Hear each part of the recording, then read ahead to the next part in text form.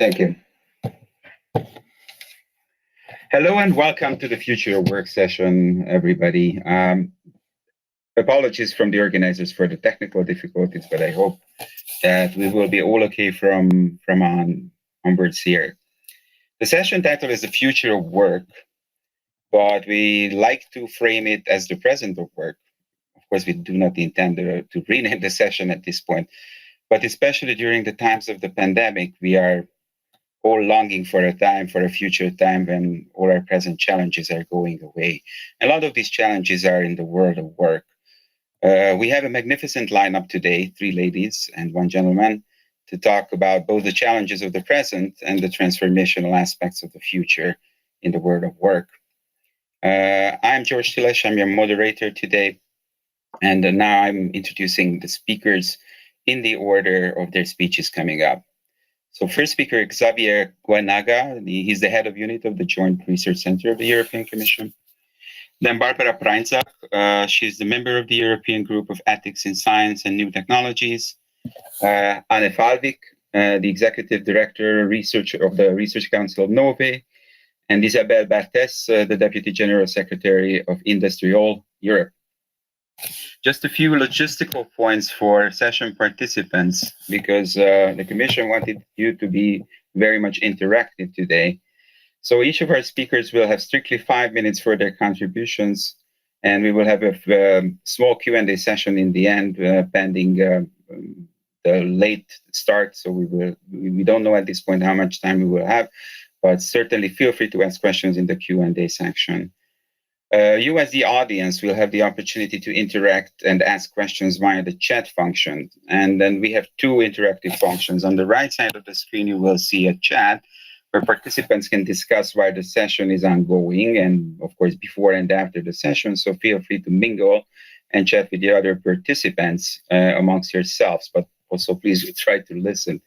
At the same time, above on the screen, there is the integrated Slido functionality. So it is meant for you to raise questions for the panelists to be addressed during the Q&A session. It's very important to use Slido for these speaker questions, and I'm emphasizing this because you may have joined this one session only. So we will curate these questions and try to fill the Q&A section with the most insightful questions from you. Very shortly, the speakers, the panelists have agreed that we will be using a set of framing questions, and I'm trying to list a few of those questions, which hopefully will add a little bit of cohesion to the session, in addition to the individual interventions of the panelists. So one topic we would like to discuss is that in a global study last year, there was a difference globally between continents about the bullishness of enterprises and workers about the promise and the positive impact of AI adoption in the workplace. And there was a pretty sizable difference between positivity in Asia and Europe. Asia was about 80% positive. Western Europe was about 25% positive. And also there were huge differences in the desired speed of implementation of AI tools in the workplace. So the panelists will talk about a little bit about how much to see this with COVID, and all this caution that Europe is feeling justified about new tools being deployed in the world of work. Also connected to that, we will try to measure and forecast and share our impressions on the impact of automation and the AI in the workplace in the COVID and the post-COVID context. And we will be talking about groups at risk. There is a distinct group emerging that is young white-collar workers doing mainly process-based administration work. There will be probably affected by robotic process automation in a pretty sizable manner. So we will try to talk about other high-risk groups, these high-risk groups, especially in light that some of the EU countries have already existing unemployment problems with youth unemployment. And last but absolutely not least, we will try to cover emerging national and EU level retraining and reskilling programs that are emerging as a result of AI and automation. We will be talking about the timing, the magnitude, the scope, the investment, and the role that industry represents in that. Without further ado, Xavier, the floor floor is yours as our first speaker from the JRC to treat us with a lot of interesting and insightful data. Thank you, George. Thank you to the organizers for giving us the opportunity to talk at this event. Look, our vision as to what is happening in the world of work is that changing was already happening before the crisis, the current COVID crisis, and the change is now being accelerated. It is being accelerated because telework is being introduced, because companies and administrations see in the digital transition an opportunity to deliver better services, better products, and become more productive. Now, this is putting a huge challenge to our education system to improve the quality of the skills of our citizens and the workforce. Quality of digital skills, also non-cognitive skills. Soft skills such as flexibility, leadership, teamwork are becoming more important than ever for our workforce. And this will actually require that both the public sector and companies invest much more than they have done in the past in training, retraining, upskilling our workforce. And I'm pretty sure that the EU's recovery facility, the one that was adopted by heads of state and government in July, is going to be a big boost to improve the quality of the skills of our workforce. Now, there are also changes in the structure of our labor market. We don't think the evidence we have gathered points in the direction that there will not be an increase in unemployment as a result of the digital transition. However, there is going to be a major change in the structure of the labor market. There will be jobs destroyed in a number of sectors, and there will be new jobs being created in other sectors. And there will be occupations where the tasks will evolve very substantially. We saw that with the secretarial work over the past 20 years. Secretaries today do not work like they did 20 years ago. And even myself, a manager, I've changed my working methods during the pandemic as a result of the use of video conferencing and more intensive use of email communication. Therefore, this is going to happen in many occupations, managers, workers, educators, etc., etc. Now, there is going to be also some polarization in the job market.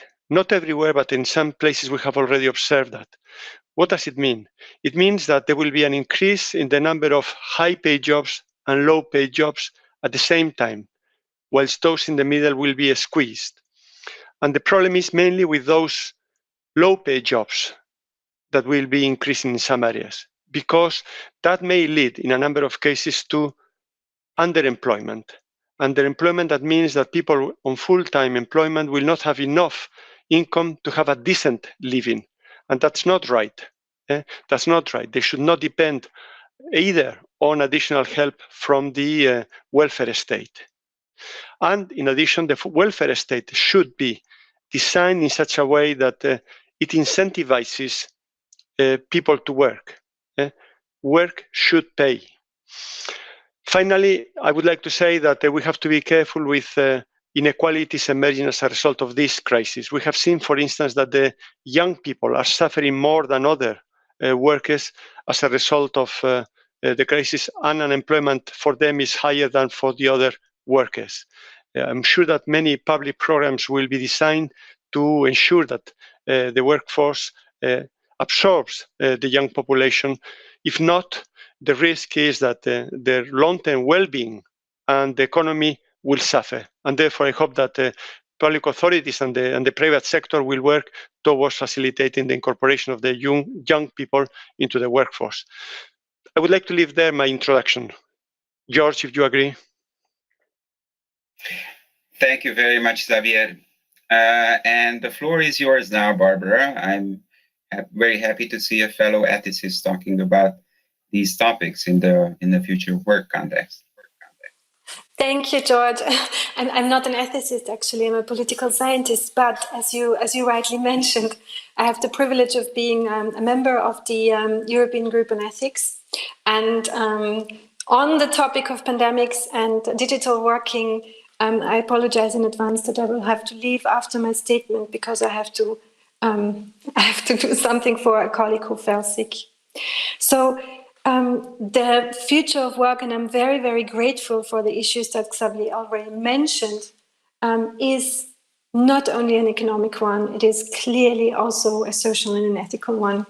So very often, and we just carried out a literature analysis on this, very often the cause for technological replacement and for the future of work problem is portrayed as stemming from automation itself. It's also termed the robot apocalypse. So robots are stealing our jobs. This is only one very, very important, but one element of a much larger story. And this brings me right to the ethical question involved in this. An important cause for the problem, and this is what we, the European Group on Ethics, highlighted in our opinion on the future of work. It was titled The Future of Work, the Future of Society, and it came out in 2018. One important cause is actually the fact that policies and policymakers have allowed it to happen that people who are in employment are no longer able to live off their income. So we're not only faced with a problem that, as Xavier already highlighted, that people might temporarily or even on a longer term be unemployed because of technological replacement, but also the fact that lots of people who do have jobs can no longer lead a dignified life. So there are, of course, also other factors that make this issue particularly urgent, even before COVID. Namely, that in the past, one solution to technological replacement was emigration. People from Europe went into the new world. Migration is no longer possible in the same way as it was then. The demographic and environmental changes. So all of those factors contribute to the need to rethink the link between paid work and income. This is the point, one of the points that we make in our opinion on the future of work. We do not promote a particular type of solution. We highlight some possible solutions of rethinking this link between paid employment and income. Of course, we also address the universal basic income as a potential solution, although we do not necessarily promote that besides other solutions. But one thing we are very, very clear about, if standard employment is no longer, previously standard employment is no longer the norm, the institutions that protect employment rights are no longer the norm and can no longer cover everyone who's working, then we need new institutions and new categories of thinking to protect people. So when the traditional institutions of employment go away and the traditional patterns go away, the needs and rights of people do not go away. So we really need an institutional reform. We need new ways of thinking. And an important step to get there is to broaden our understanding of work. Many of us, when we talk about work, we talk about paid employment. We really draw attention to the need to broaden the notion of work to also include unpaid work, care work, atypical employment, self-employed work. So all types, so it's not the same type of work, but it's all work, and it needs to be made visible and it needs to be acknowledged. And paid employment cannot be the only way for people to be able to lead a dignified life. We are a continent in crisis, we are a world in crisis at the moment, but this only enhances our moral obligation to ensure that everyone in Europe has the means to lead a dignified life, independent of their employment status. That is the foundation to think about the future of work. Excellent remarks. Thank you very much, Barbara. This is definitely the time to revisit our fundamental ways of thinking and models that we have on mind. So very much applies to the world of work. Let me give the floor now to Anne Falvik, who's the Executive Director of the Norwegian Research Council. Anne, the floor is yours. Thanks a lot for the opportunity. Let me start first by quoting from a Norwegian newspaper from this spring. It said, again, hundreds of thousands of young hopefuls have convinced themselves that they know what they want to become when they grow up. Generation pandemic will become a doctor or a nurse, an AI expert, or go green tech. Nothing about social media, nothing about culture. God bless them. End of quote. The world of work is changing due to technology, due to climate change, demographics, globalization, and of course, COVID-19. The transitions call for action to achieve sustainable work opportunities for all. And countless opportunities lies ahead to improve the quality of working lives, expand choice, close the gaps, and much more. And organizations like OECD, United Nations, ILO, the Commission, and others have made very interesting recommendations. What's happening in 2020 is really accelerating the digital and green transformation that was already well underway. But the scale, speed, and scope due to the pandemic make it even more difficult to predict the future. Work from home, new business models, universities shifting to online teaching only. Well, we're seeing a very rapid organizational transformation. As an example, the positive work from home experience at one of the Norwegian universities have led them to say that this might be an established instrument for them meeting their ambitious climate targets.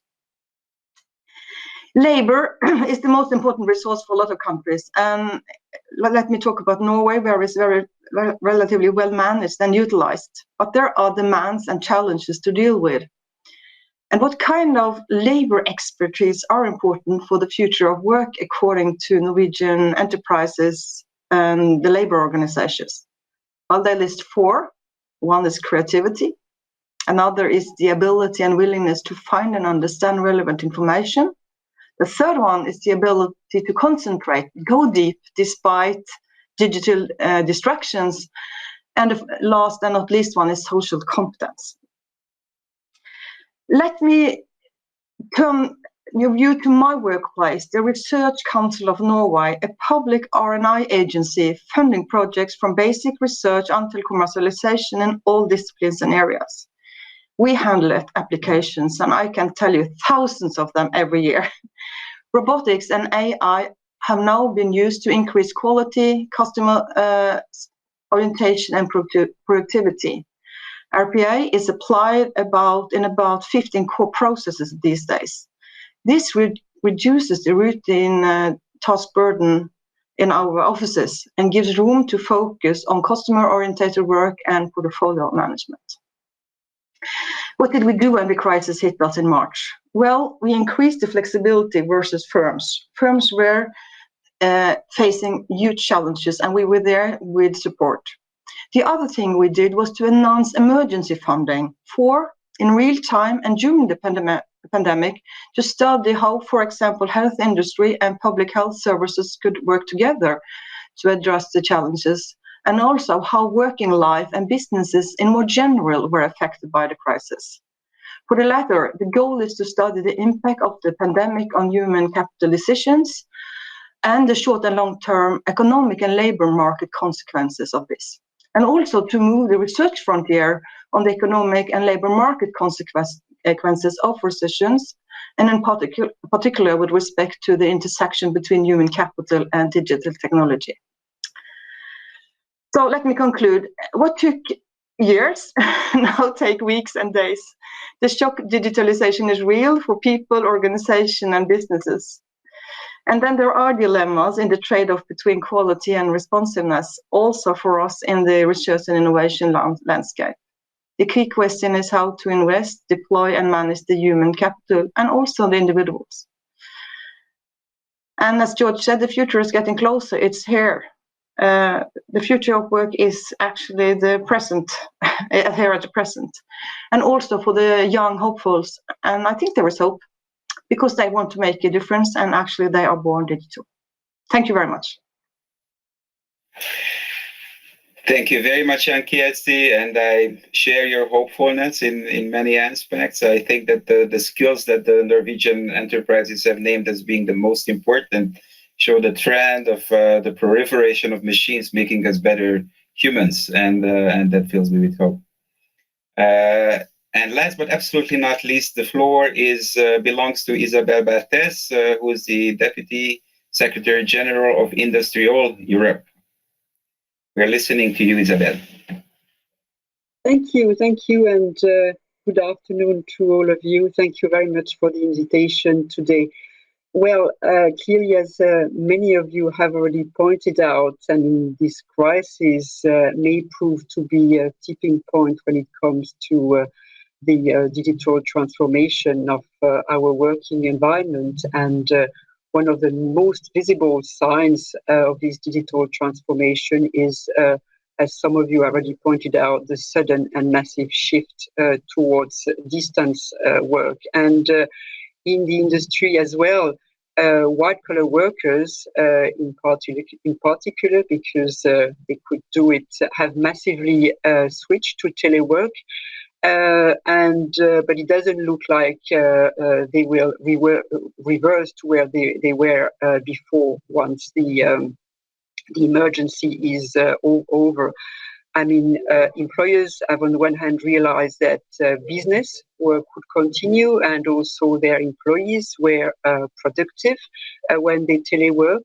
And some of them are now pushing it to become the norm. And for workers as well, there are opportunities for better work-life balance, but also there are risks for long working hours and psychological strains.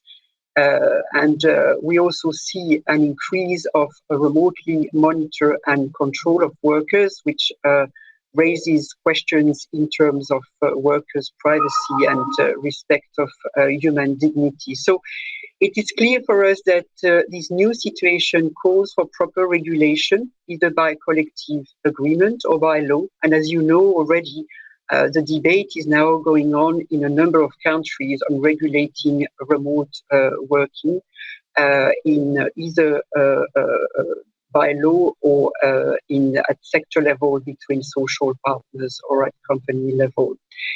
In the manufacturing industry, I think it's also interesting to point out that the pace of digital transformation has also accelerated because the COVID-19 situation has called for the introduction of and the use of new technologies as a way of keeping social distancing at the shop floor. And what we've seen is that projects concerning automation or remote monitoring, which were not of the top of the list before COVID-19 become a priority.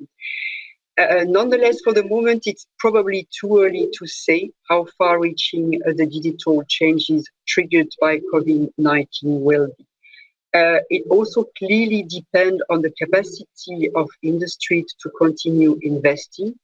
And this might be a challenge for companies, especially in our sectors, such as aerospace or automotive, which are now hit hard by the crisis and are facing a liquidity cliff and restructuring. So a few words about the impact of digitization on job and on the quantity of job, but also quality of industrial jobs. In the manufacturing industry so far, evidence, but also studies have shown that jobs will not simply entirely disappear. Many will simply be redefined. Some tasks will become obsolete, whereas new tasks will be emerging.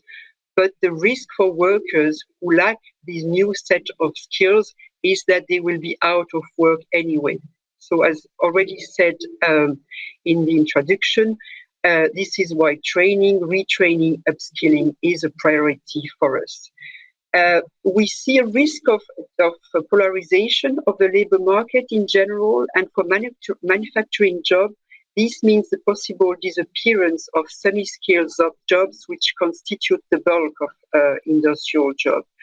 And for us, whether semi-skilled workers will be able to access jobs require higher skilled profile will depend on the availability of retraining pathways to successfully organize transition between two jobs. So the risk of de-skilling is a major threat for industrial workers, with monitoring screens, for instance, likely to replace technical skills. And if we want digitization to be human-centered, workers have to be involved from the onset of digital projects in order for them to be in a position to drive the social innovation as well. So at the same time, what is also an issue for us is the need for permanent reskilling of workers. And the main challenge for that is to turn companies into learning companies. This requires new work organization, combining work and training with a large focus on remote and flexible learning organized at the workplace.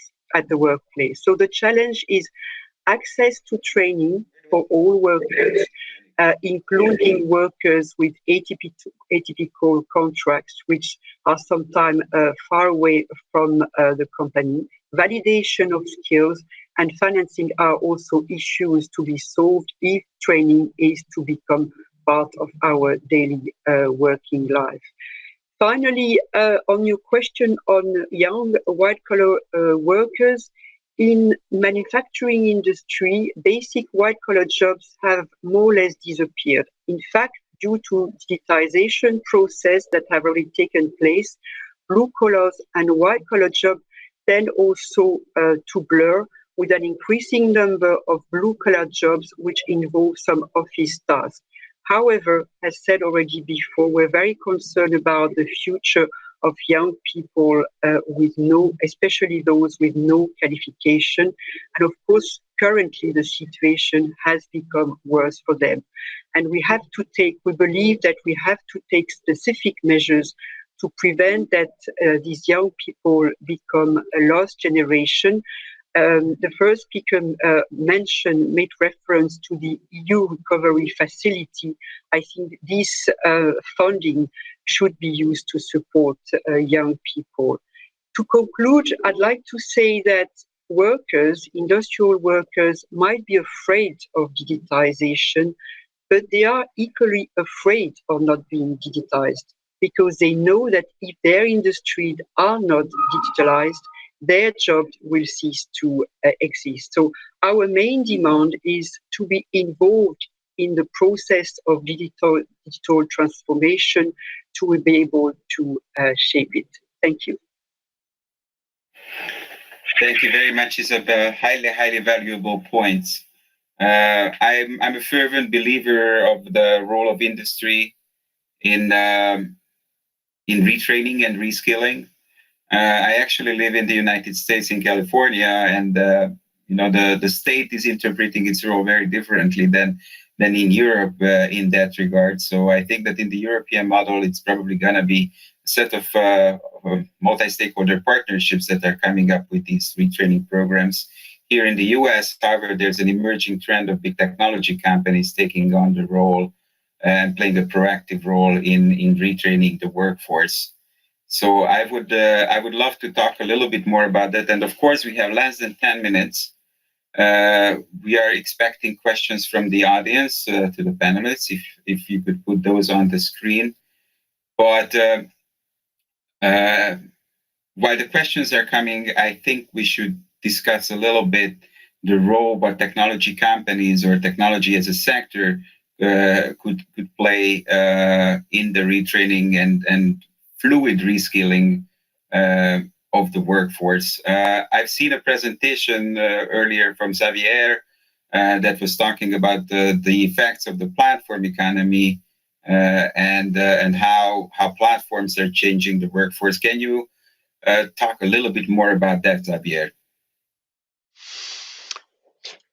Yeah, it is an important development. I think that increasing many services are being provided through platforms. Services are being sold via internet, and this work normally is non-regulated. It gives a lot of flexibility to the workers, to the companies. It can be delivered from anywhere, from home, from the office, and there are many benefits for the workers in platform work. However, there are many risks related to lack of training, to 0-hour contracts where the level of income doesn't allow to subsist decently, and very challenging, I think, and the pandemic probably is going to accelerate that, the fact that many services can be provided by very remote workers. So services provided by, for example, Asian workers for European companies.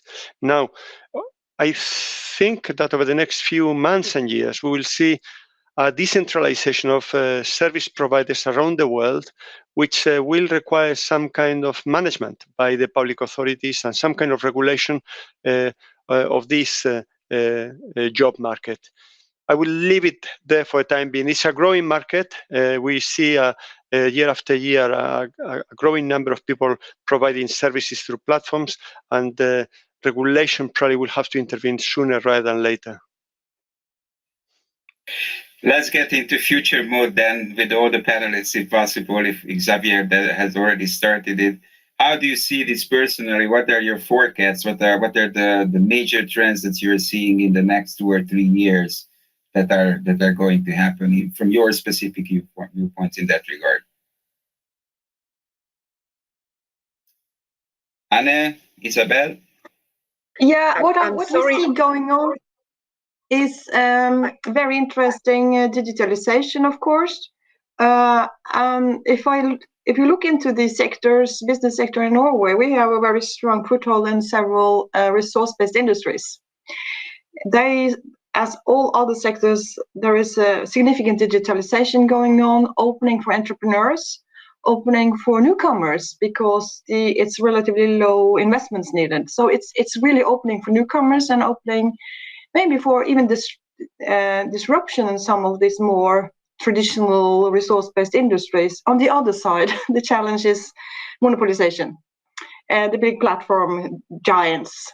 So I'm kind of wonder about how this will develop, if it's room for both, and especially if we able to give room and take a kind of line extension of the strong sectors into the new area where digitalization and maybe disruptiveness is name of the game. Thank you very much, Anne. Isabel, have you heard the question or? No, I'm sorry, the line is not so good actually. I could not hear your question. Okay. So the question to you is basically the industries that you're representing, maybe together partnering up with governments and technology companies. How do you see the chances for the next 2 or 3 years and the major trends in your industries playing a very proactive role in retraining the workforce? I think, I mean, right now, and thank you for repeating the question. I think what I've tried to touch upon in my presentation is that there is a pattern which is now developing where companies in industries tend to feel responsible for providing training for their workers, actually. And it turns out that there has been, in July, a joint agreement signed between European social partners, Business Europe, and the ETUC, where actually employers recognize their responsibility in organizing and providing digital training for their workers, because at the end of the day, I mean, if they fail training their workers, actually, it will also have an impact on their business. But I mean, what we also have to organize, and I think Xavier touched upon about it, is the growing number of workers that have atypical contracts, whether it's agency workers, whether it's platform workers, whether it's freelancers, actually. I mean, it's very important also that they keep up with the training development, and they are also upskill their competence. So, and there, of course, we see a role for the state to support these workers. Thank you so much, Isabelle. We have 1 minute remaining, so if you wanted to say something, Xavier, the floor is yours. No, just on these big digital companies, I think that we in the Commission are trying to analyze some of the benefits, but also some of the risks of these companies stifling competition. Also, the tax treatment of these companies that we consider is detrimental to a level playing field in Europe and around the world. So we need to actually manage the growth of these companies very, very carefully to ensure that we have a dynamic and competitive market in Europe and in the world. Thank you all very much. We are running out of time. I'm really thankful for your interventions and your very valuable comments. This is the time to rethink our models. We should be thankful to COVID for accelerating digitization and making us revisit a lot of things that we have there for decades or even centuries. So I believe will be a lot of opportunity on the other side of the pandemic. Thank you all very much, and thank you for the audience for listening. Have a wonderful day in Europe.